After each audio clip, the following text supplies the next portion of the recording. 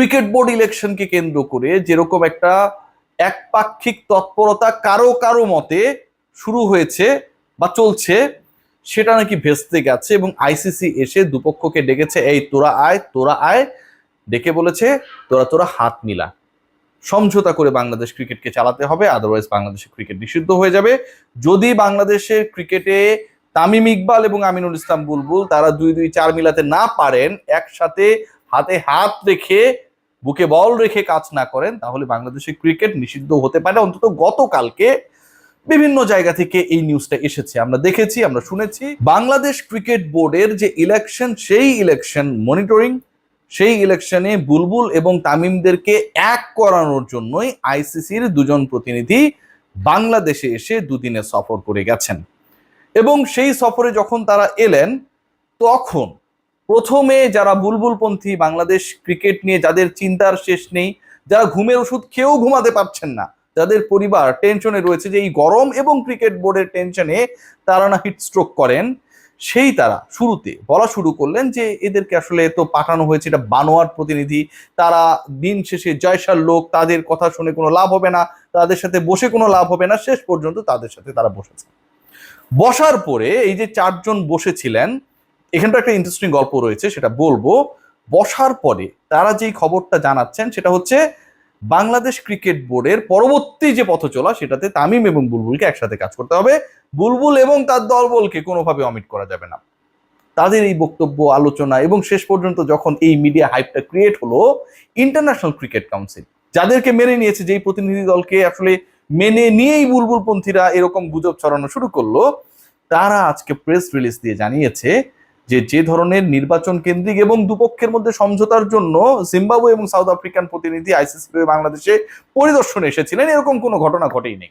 তারা বিব্রত হয়েছে, আইসিসি বিব্রত হয়েছে। এই প্রেস রিলিজটা দেওয়ার মাধ্যমে আমিনুল ইসলাম বুলবুল, তাদের পন্থী যারা যারা এই বক্তব্যটা দিচ্ছেন যে দুপক্ষ তামিম এবং বুলবুল পন্থী মিলেই বাংলাদেশ ক্রিকেট বোর্ড গঠিত হবে, আগামীতে সেভাবেই চলবে বাংলাদেশের ক্রিকেট, আদারওয়াইজ বাংলাদেশের ক্রিকেট নিষিদ্ধ হয়ে যাবে, সেই তাদের ব্যাপারে international cricket council press release দিয়ে জানাচ্ছে, স্পষ্ট করছে এই সকল নিউজ মিডিয়া আউটলেটসে যেগুলো এসেছে এগুলো গুজব, এগুলো হচ্ছে অনুমান নির্ভর।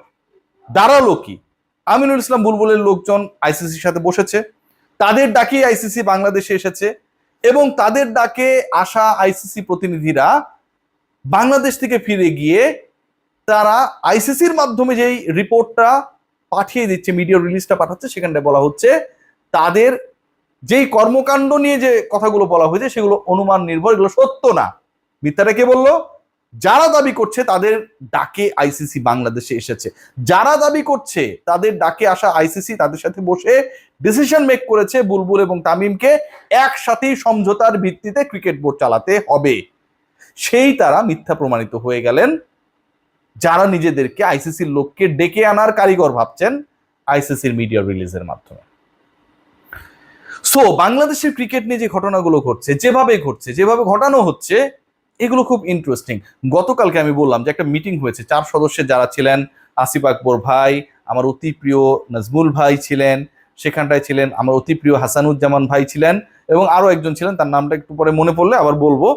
এই যে 4 জন, চট্টগ্রামের সম্ভবত তিনি একজন, চট্টগ্রাম যে স্টেডিয়াম রয়েছে ক্রিকেট খেলা যেখানটায় হয়, সেখানকার নামাজের জায়গাটা তিনি এমন ভাবে প্ল্যান করেছেন ওই ভদ্রলোক, যেখানটায় হচ্ছে ওয়াশরুম থেকে এসে সবাই হচ্ছে দরজা খোলা থাকে ওয়াশরুমের, এবং মানুষ সিজদা দেয় যে দিকটায়, সেটা হচ্ছে ওয়াশরুম মুখী। ওই ভদ্রলোক ওখানটায় ছিলেন। তো আইসিসির সাথে তারা যখন বসেছেন, যে খবরটা আমরা পরবর্তী সময় পেয়েছি যে তাদের যে দারুণ ইংলিশ, সেটা নাকি আসলে তারা বুঝতেই পারেন নাই। হাসানুজ্জামান, আসিফ আকবর, এম নাজমুল এবং চট্টগ্রামের সেই প্রতিনিধি যেভাবে যা বুঝাতে চেয়েছেন, আইসিসির প্রতিনিধি দল নাকি এখান থেকে যাবার পরে এবং যাবার পথে এতটাই কনফিউজড হয়েছেন যে আসলে তারা কি বলছে সেই ব্যাপারটাই তারা ক্লিয়ার না, একদমই ক্লিয়ার না। সো আমার কাছে মনে হয় যে ভবিষ্যতে তারা যখন এই কাজগুলো করবেন, তারা কিন্তু 10 মিনিট স্কুলে অনেক আমাদের শিক্ষিত এবং স্মার্ট ট্রেনাররা রয়েছেন, যখন ইন্টারন্যাশনাল কোনো ডেলিগেশনকে আপনারা ডেকে আনবেন কারো ব্যাপারে নালিশ করার জন্য, তখন আয়মান সাদিকদের সাথে আপনারা যোগাযোগ করতে পারেন। তারা বাংলাদেশে অনেককেই ইংরেজিতে পারদর্শী করেছে এবং বলার যোগ্য এবং বোঝার যোগ্য করে তুলেছে। ডেফিনেটলি দেশের স্বার্থে আপনারা যে কর্মকাণ্ডটা করছেন এবং যেটা দেশের স্বার্থে করতে গিয়ে যেভাবে দেশকে ব্যাম্বো মেরে দিচ্ছেন এই ভুলভাল ইংলিশ বলে, নিশ্চয়ই আয়মান সাদিক কিংবা 10 মিনিট স্কুল বা অন্য যে প্ল্যাটফর্মসগুলো রয়েছে আপনাদেরকে সাহায্য করবে।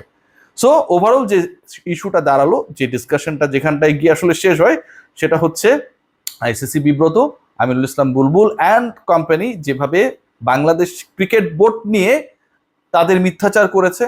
আইসিসির মিডিয়া রিলিজটা নিশ্চয়ই এটা রিয়াসাদ আজিমের প্ল্যাটফর্ম থেকে আমি দেই নাই, বা বাংলাদেশের কোনো নিউজ পোর্টাল তার মতো করে বানায় নাই, এবং সেই আইসিসি যে মিডিয়া রিলিজ সেটা আইসিসি থেকে এসেছে।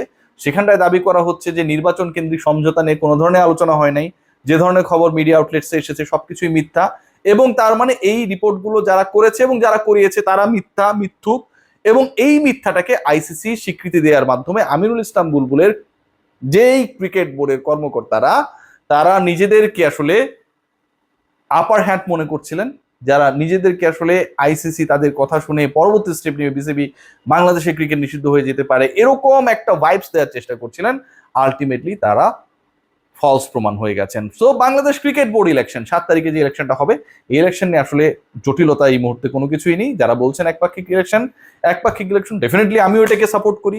প্রচুর বর্তমান ক্ষমতাসীন দলের আত্মীয় স্বজনরা বিশেষ করে জেলা এবং বিভাগ ক্যাটাগরিতে যেভাবে বিনা প্রতিদ্বন্দ্বিতায় ক্লাব ক্যাটাগরিতে তো নির্বাচন হচ্ছে ঢুকে গেছে, এটাকে কোনোভাবেই সাপোর্ট করার কোনো সুযোগ নেই।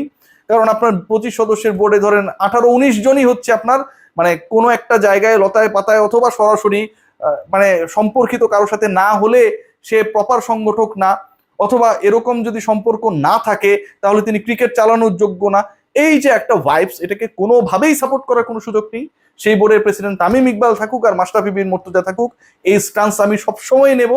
এবং এই জায়গাটা আমার কাছে মনে হয় রিয়েল অর্গানাইজার অনেকেই আসতে পারেন নাই, সাহস পান নাই, অথবা আসতে দেয়া হয় নাই। কারণ জেলা বিভাগ পর্যায়ে আপনি যদি খেয়াল করেন 10 সংগঠকের মধ্যে মোটামুটি 8 জনই নির্বাচিত হয়ে গেছেন উইদাউট এনি ইলেকশন। সো এটা নিয়ে কথা হতে পারে। কিন্তু তার আগের যে ইলেকশন হয়েছিল সেই ইলেকশনে তো একই ঘটনা ঘটেছিল।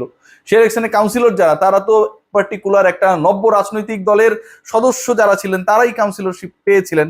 এবং সেই ইলেকশনেও কিন্তু যারা দায়িত্ব পেয়েছিলেন তাদের মধ্যে এমন ব্যক্তি রয়েছেন যিনি সরাসরি ফিক্সিং এ জড়িত, এবং সেই ব্যাপারে অ্যালেক্স মার্শালের তদন্ত চলছে, সেই রেজাল্টটা হয়তো আমরা সামনে পাবো। এমন ব্যক্তি রয়েছে যিনি বাংলাদেশেই ছিলেন না কিন্তু তিনি ইলেকশন করে গেছেন, এবং সেই ইলেকশনের নমিনেশন পেপারে তিনি কিভাবে সিগনেচার করলেন, কি করলেন না করলেন সেই ব্যাপারটা আমাদের কাছে এখনো ক্লিয়ার না। এমন ঘটনা ঘটেছে যেখানটায় রাতের আধারে ডিসাইড করে ফেলা হয়েছিল পার্টিকুলার একটা 5 স্টার হোটেলে যে আসলে ইলেকশন যারা করবে তারা কারা হবে, এবং ভোটটা ওইখানটায় ওই একটা পার্টিকুলার ভেন্যুতেই আসলে হয়ে গেছিল ইলেকশনের আগেই অনলাইন ভোটিং এর মাধ্যমে। এবং এমন ঘটনাও ঘটেছিল যে সেই ইলেকশনের কাউন্সিলর তৎকালীন যিনি ক্রীড়া উপদেষ্টা ছিলেন তার পিএস ছিলেন, এবং তার এনএসসির যিনি প্রতিনিধি সেই সাইফুল সাহেবও ছিলেন। সো যারা আসলে ভালো ভালো কথা বলেন ডেফিনেটলি তারা যদি একটু ভালো কাজটা করতেন তাদের সময়টায়, তাহলে আমার কাছে মনে হয় ডেফিনেটলি সেটা প্রেজেবল হতো এবং তাদের কথার দাম থাকতো। আবারও বলছি, 25 সদস্যের বাংলাদেশ ক্রিকেট বোর্ড বা 25 ডিরেক্টর বাংলাদেশ ক্রিকেট বোর্ডে কোনোভাবেই ক্ষমতাসীনদের আশপাশেরই 18-19 জন আর বাকি যারা হচ্ছে নিউট্রাল, এটা ছাড়া আসলে ক্রিকেট বোর্ড গঠন হতে পারতো না। এটাকে সাপোর্ট করার কোনো সুযোগ নেই। বাংলাদেশ ক্রিকেটে সার্ভ করার জন্য we need the real organisers, যেটার ডেফিনেটলি ল্যাকিংস রয়েছে আপকামিং ক্রিকেট বোর্ডে। সবাই ভালো থাকবে।